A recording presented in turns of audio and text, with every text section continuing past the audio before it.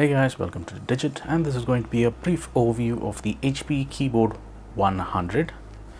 And this is the keyboard in front of you. You can see that it's got LED indicators like practically every other keyboard on the planet. Then it's USB, 12 function keys, has 3 hotkeys and adjustable height. We've already unboxed the keyboard and you can see that it's black in color. We don't know whether they offer any other color options. The keys are rubber dome and it's very difficult to actually remove the keys with our hands. You might actually require a little screwdriver to shimmy into the sides and pull the keycaps out. This is very low. On the bottom you can see that HP has adjustable feet. So if the height is too low, you can always pop these up and you'll get a little additional height. And when you do so, there's always a concern that this thing might slip off.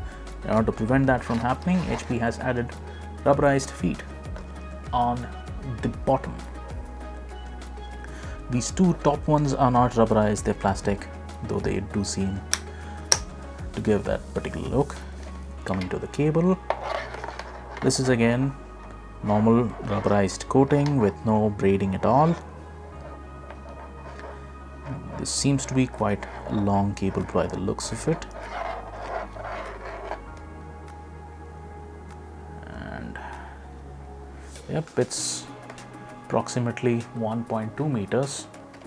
So we folded it 4 times over and it fits in the screen.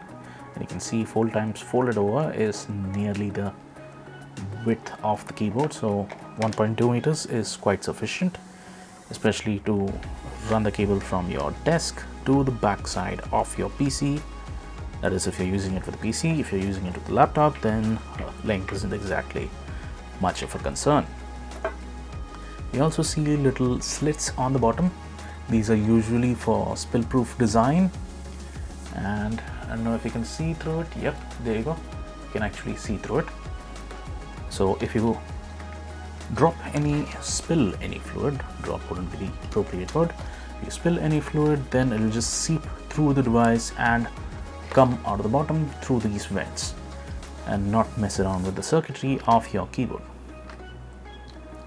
Now HP mentions that this thing has 3 hotkeys and those happen to be over here. This is the media function keys, or the hotkeys that they're calling it, for muting, reducing your volume, increasing your volume. And for the print screen, the scroll lock and pause break, they've actually shifted it 1 level below, and you can see it over here. So familiarity wise, everything is in the same place except for 1 level below. That's fine. And one nice thing that HP has included is the rupee symbol.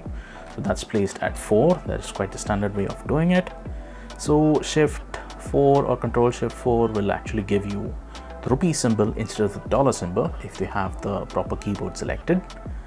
The user manual doesn't state anything because this is quite standard, so your operating system will pick it up right off.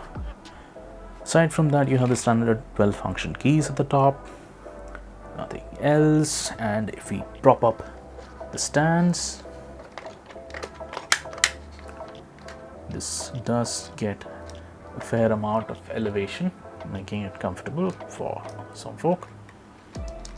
And the keyboard seems balanced enough that it is actuated when you do press down from very extreme edges.